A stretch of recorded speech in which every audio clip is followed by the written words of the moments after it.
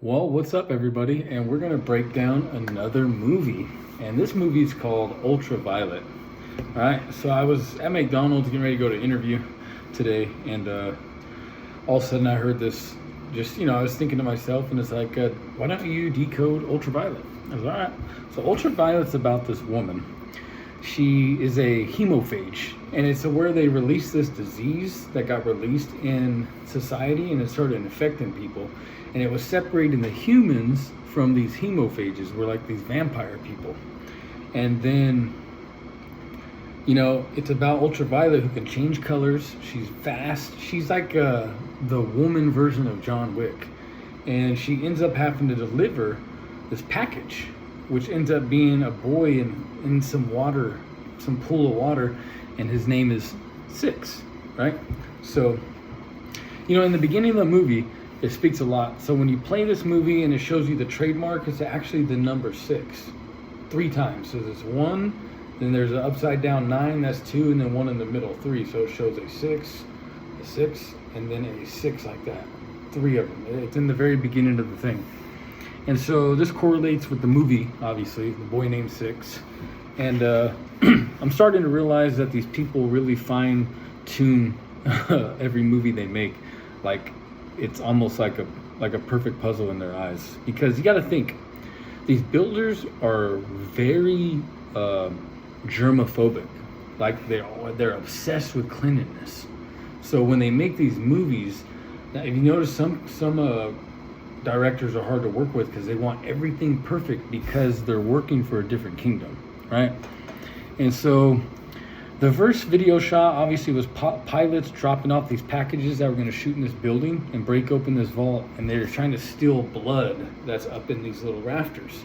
They're trying to steal blood because they want a cure, right? They need a cure for the hemophage that they're infected with.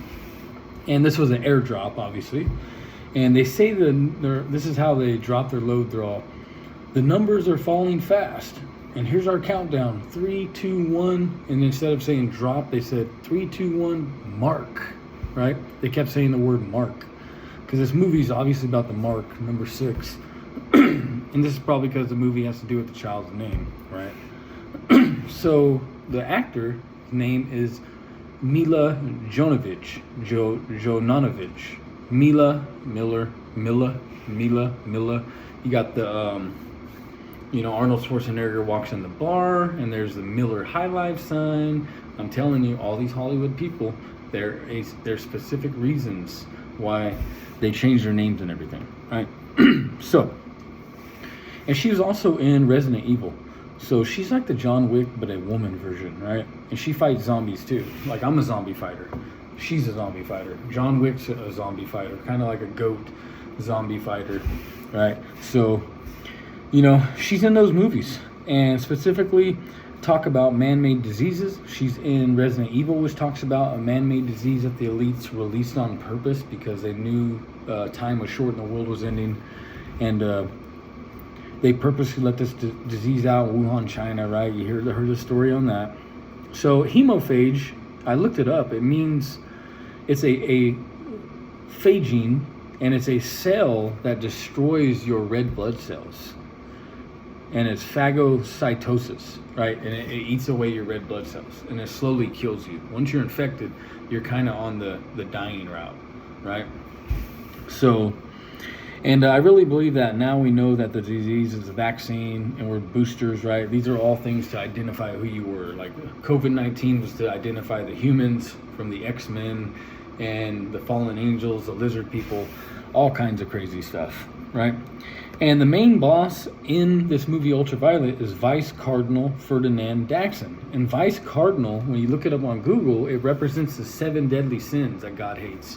So this guy is this superhero that's going around the world and trying to execute judgment against all those who are committing these deadly sins. He's trying to purge the world himself, right? And so he wants to kill all the hemophages. And so what is the meaning of the cardinal vice? The 7 deadly sins, also known as the capital vices or cardinal sins, is a grouping and classification of vices with Christian teachings. So it touches on pride, greed, wrath, envy, lust, gluttony, and sloth. which are contrary to the 7 heavenly virtues. Right? So the arch ministry is a biochemical sign, kind of like the Pentagon, right? So their sign on here is a biochemical sign. Their building looks like a biochemical, just like in America, the Pentagon looks like one of those, like, it's like a unique shape, right? And so you look at this from the air view, you can see it. And then when you go into the entrance of this door, there's a cross that's kind of upside down cross. And then there's a V like this. So you have a V, which is a pyramid, and then a cross in the middle of it. You guys have seen a lot of symbolism today that has a cross in the middle, like the pop places, they have the cross, and sometimes in the little triangle, right? So it's this huge Catholic push at the end times. The Catholics are going to have a big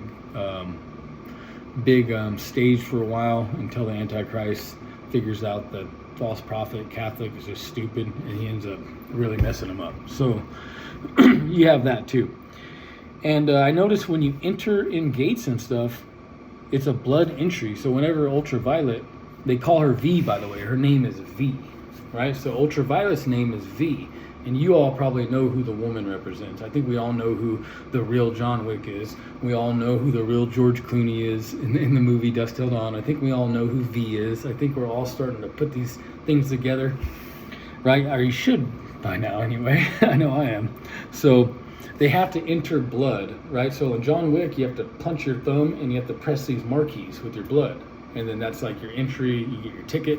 Well, this lady on Ultraviolet, she has to go in there and get scanned. And then when you go through the door, they check your blood and your wrist and they check you. And you have to blood in and blood out, right? So it's the same thing, same kind of thing with the blood entry. And so there's a scene where Ultraviolet gets caught and they realize she is not the real transporter. So they try to kill her in a room where after they gave 6, right? And they had these guards around the child. So every time Ultraviolet enters a battle with 6, she's with 6. So see what I'm saying? So you got to think of it. John enters battles like the Red Circle Club, and then like the Russian boss told his buddy, like, you get in the red circle and let me know how it feels, right? And then Ultraviolet, I noticed she was in these red circles, but every time she was, 6 was in the room with her. It wasn't necessarily because she had a circle around her. She entered in the circle with number 6. See what I'm saying? She was with him. He was a little boy though. He was a baby. And there's always these guards that were making the circle, and then 6 would enter the circle and then take out these guards because she was trying to save number 6, right? So I noticed that parallel happens throughout the entire movie, and so that was kind of interesting. I was like, wow. And these people have the same weapons that you see in the movie Star Wars, the newer ones. Whenever you go and you see Kylo Ren and the Sith and those like red suited dudes with those electric like batons, these people have the same exact kind of thing. So she's good with guns. I really believe she's the female version of John Wick because she's all, I hate humans, and she's all, I want to kill all humans. Like that's what she says, because she's got some revenge for what happened to her. Because she was pregnant and about to be married, and then somebody got shot that was a hemophage and the blood went on her. And then she got sick, she lost her baby, and she wasn't able to get married. They kicked her out of society. And so she had a huge reason for revenge, which was crazy. And let's see here. Yeah, I just explained that. So she, trying to use 6. Oh yeah, and they're trying to use 6 as a weapon, right? To kill all non-humans. They think they can use this kid, but then they could also use him for a cure for the hemophage, they find out. And like this kid knows the cure. He like writes it down on a piece of paper. Like he finds out some cure. Right, so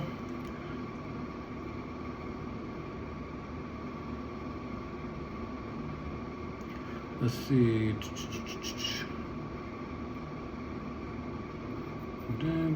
Children. And it was hard to connect this woman. Me, I'm going through like Rosa, I'm going through every woman I've met, Taylor Swift, Jamie, this woman Jamie, like I'm really clicking through the things to figure out who is this person, right? Because I don't know. I'm still kind of, I don't even know on this one. But I was very emotional in this movie. I cried like 3 times, and I tried to stop, but my soul, I just had to let it kind of do its thing, and it cried. I like almost cried like like a child does for his mom or something. I didn't even know what was going on, dude. I knew it was my soul. My flesh couldn't understand it, and I'm like, just let this pass, right? And so they're on the tower, right? Whenever she starts saving them, they have 2 moments when they're on top of a tower, so they're on top of a tower, and it's Ultraviolet 6, and then she's surrounded once again in the inner circle, and then she has to fight her way out of it with 6. And then by the time she's over there, 6 is up on the balcony. He's up on the highest peak of the tower, and she thought he was gonna jump, and then she like yanks him down there, and she was kind of hardcore, like. And oh yeah, the main character's name too is Daxus. Like the Dax program. You got Dax, and then you got Mac Bibba. Mac Bibba is up, down, and Dax is down, up, down, up, and then you like meet in the middle. Up, down, up. Here's a pyramid. Up, down, up. Right? And we'll explain that in a little bit too.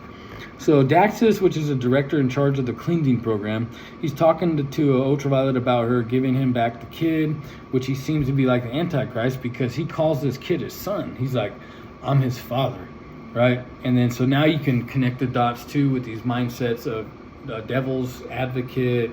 You have the Taylor Lautner movie that I've already went over. You have this movie. You have Austin Powers, Dr. Evil. They froze some of his sperm, and then they made a child that had his bloodline in it. And then they're like, hey, this is your kid we made. And then, you know what I'm saying? So, yeah, crazy stuff.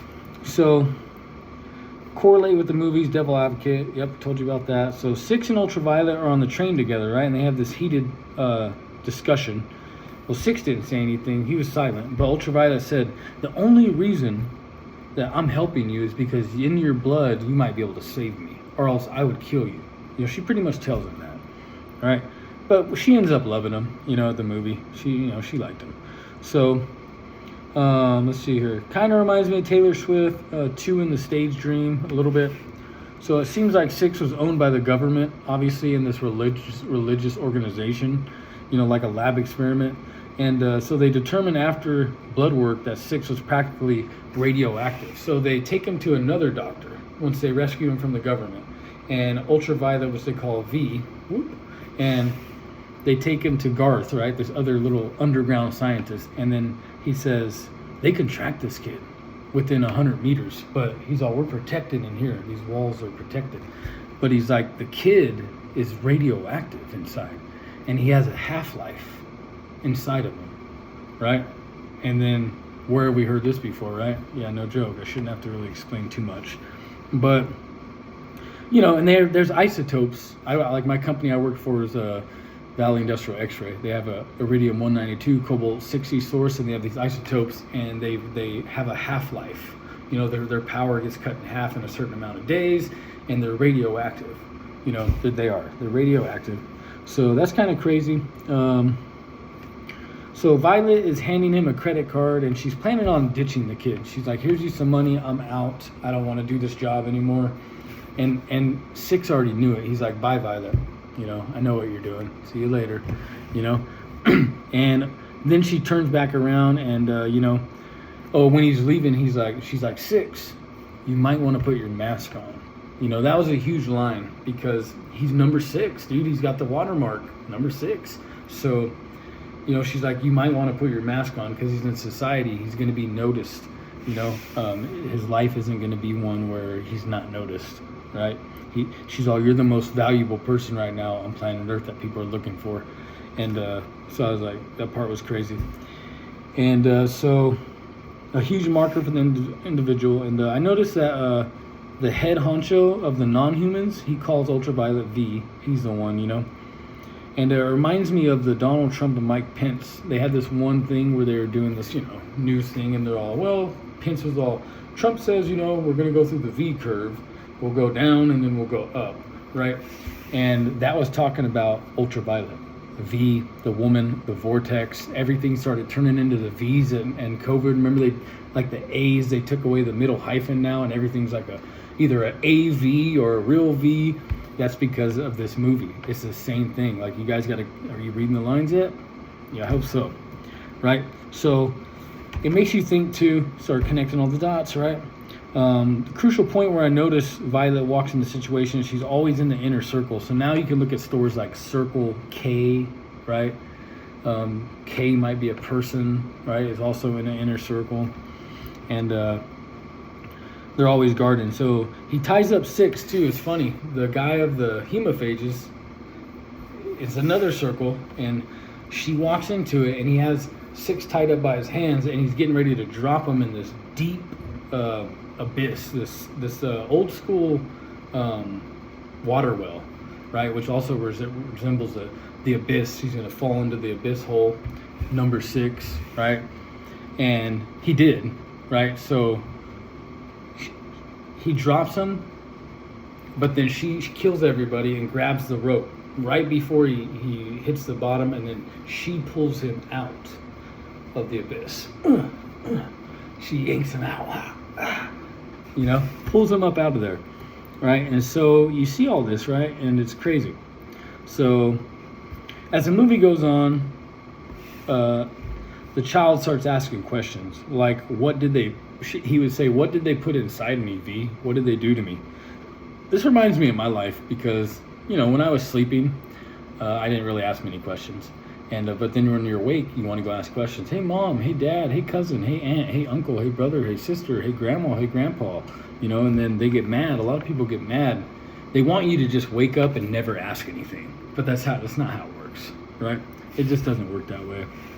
So, you know, he starts asking questions. I thought that was kind of cool. So there's a point where she's talking to a floating head too. So this guy,